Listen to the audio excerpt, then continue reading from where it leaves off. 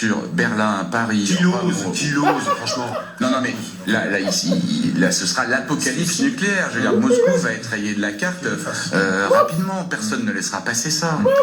David Rigoleros, je vous passe le micro tout de suite, mais je vous montre une image que nous avons déjà montrée hier à nos téléspectateurs. Nous l'avons trouvée en fouillant du côté des télévisions de propagande russes.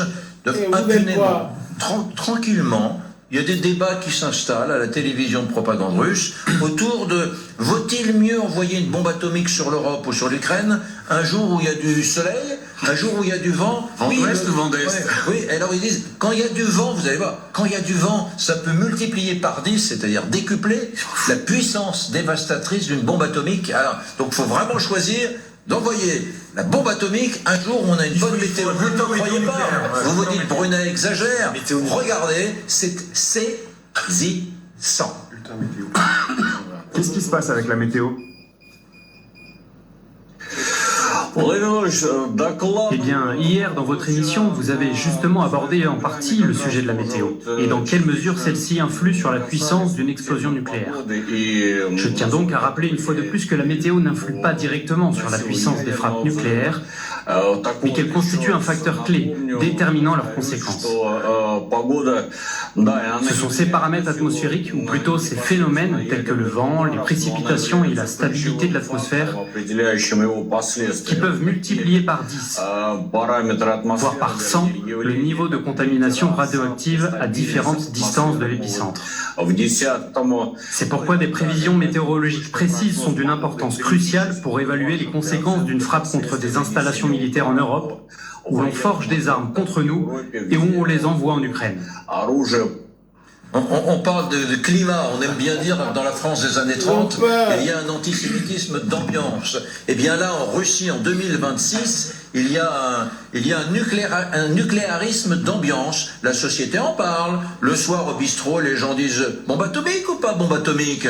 Voilà, il y a un nucléarisme d'ambiance dans cette Russie des années 2020. C'est sympa, quoi, ça fait des petits sujets de conversation, mais moi, ça me fout la trouille. Ce qui est très... Ils ont peur. La Russie fait peur. You cherch them, you trouve them, you support them. Salut les amis, bienvenue sur votre plateforme. En fait, les extraits comme ça sont très parlants et importants.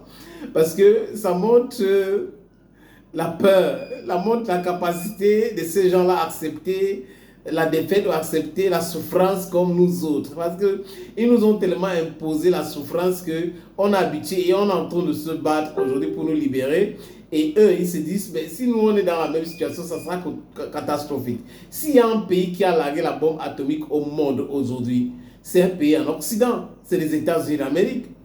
Ce sont ces gens-là qui acceptent que l'entité élimine autant de Palestiniens. Ils les disent non. Donc, ils soutiennent cela. Donc, pour eux, éliminer les autres, c'est quelque chose de bien. Mais quand on commence à penser à les éliminer, c'est là où la terre entière, vraiment, c'est la méchanceté. N'ayez pas peur.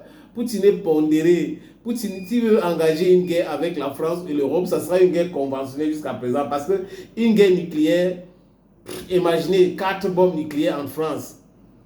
C'est éliminer totalement la France parce que Paris, une bombe russe va anéantir tout Paris et les autres villes. Vraiment.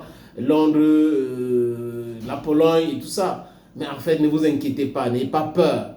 Vladimir Poutine ne va pas vous larguer de la bombe. La bombe atomique, non. Parce qu'en guerre conventionnelle, vous ne valez rien, absolument rien. C'est la raison pour laquelle vous devez vous mettre ensemble. Les États-Unis doivent être avec nous, tel autre pays doit être avec nous, l'Afrique doit être avec nous, mais comme ils ne sont pas avec nous, on va faire ci, on va faire ça, et ça ne se passe pas comme on voulait, patati patatra, it's your cup of tea. Respect, Poutine.